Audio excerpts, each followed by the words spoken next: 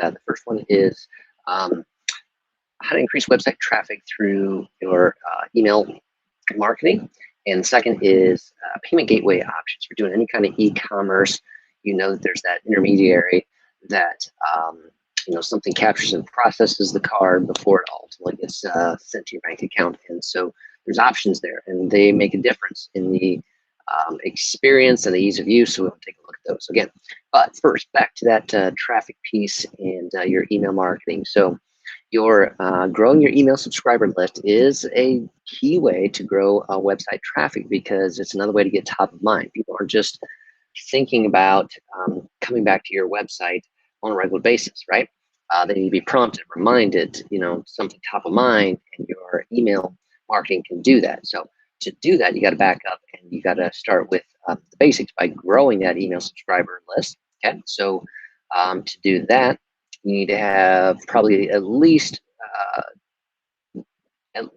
two, I think, options on your website for people to sign up to subscribe. Okay, typically on any blog post, you're going to want to have an option either inline within the post and near the bottom of that, or on the sidebar. However, on a mobile device, that's usually at the bottom, so it's better to get that up high, or some type of pop-up that comes up as the second option, and invite them. Okay, and then so that's within. There can also be some type of landing page on your site that describes, hey, here's the value of this email list, what you're going to get, what it's going to do, how often it's going to come. So, and to make that appealing, to make that some type of incentive, you might have to give them some type of resource for signing up, such as a free ebook that covers some other things that are relevant to them.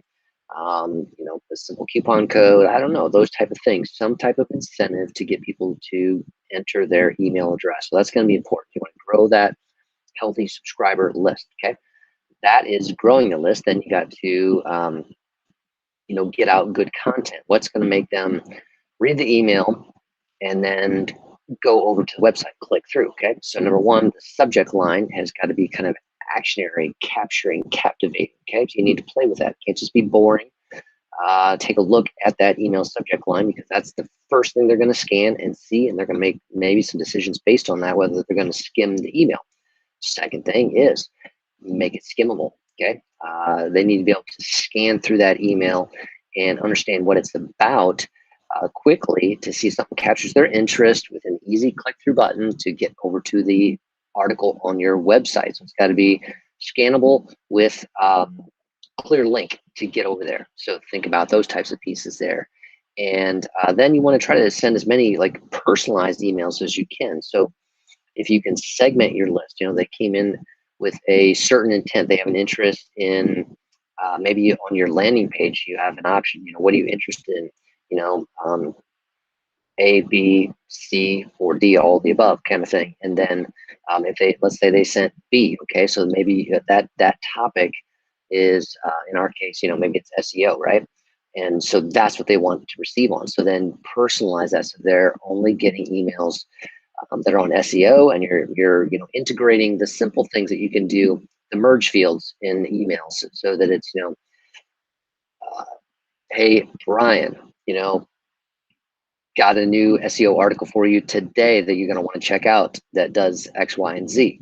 Okay, so personalize with the name, personalize with the content. It's on something that they signed up for, so your landing page can help you do that.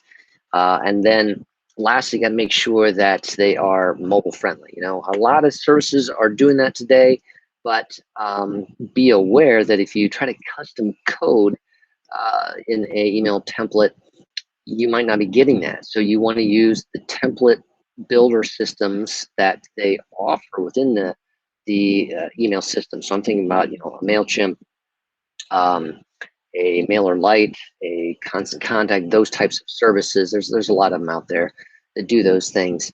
But if you're going to build that, I recommend you build with their templates. Those are going to be the mobile friendly ones. And bottom line, it's been proven, that you can increase website traffic through email marketing, but it does take those kind of pieces. You got to grow that list. You got to incentivize people to, sign up for that list, and hopefully you can segment that list. And then, you want to send personalized content within that, Subject lines are important.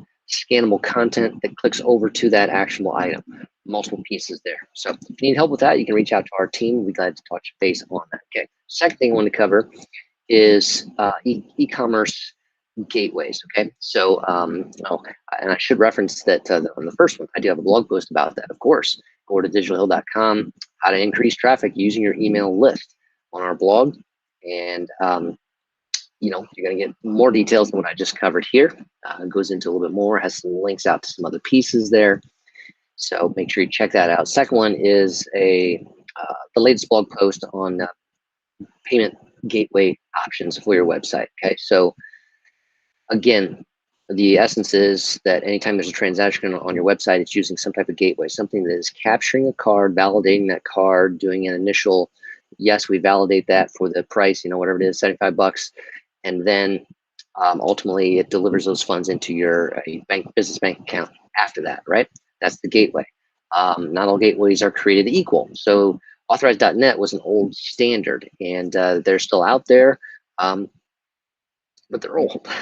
They don't have they haven't kept up with some of the innovations that some of the others have to make it easy. Their system, their website is crap. It's not even mobile friendly. So it's an old standard. You can use it, but it's not the best one out there anymore, in my opinion. Okay, so we generally like to recommend Stripe. Stripe is a modern and simple processing tool. So you want it to make them easy to be able to pay online and to do that and be able to take care of your returns, your invoice, all those kind of pieces. If you have to refund something, Stripe makes that easy. It's flat fee based and there's no monthly charge versus Authorized.net, which does have one. So that's why we recommend that.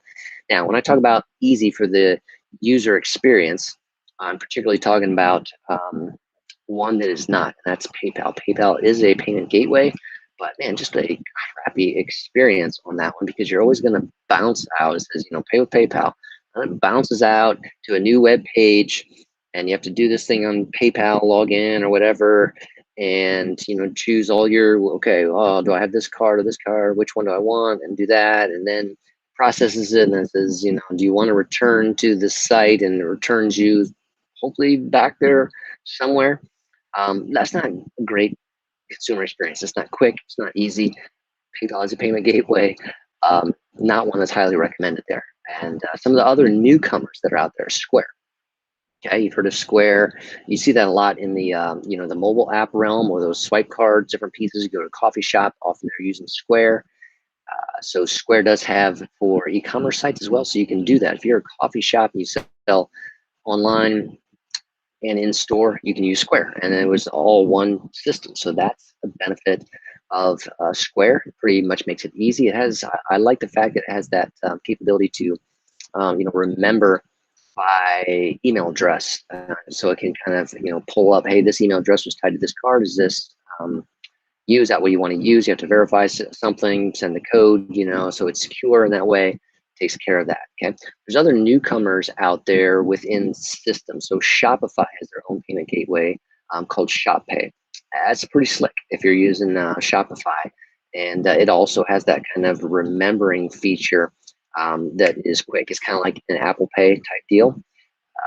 Speaking of which, you're seeing more of those. Apple Pay as a payment gateway option that is coming and is there. So there's lots of options out there, and you want to check those out based on what your needs are.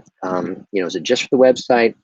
What's going to be easy for the users, for your team, or is it also in store and on the website? And do you want the same tool to be able to use across all of those? So it's one account, so you have one place to go to transactions. That's a consideration. That's where a Square can come in, that type of piece there.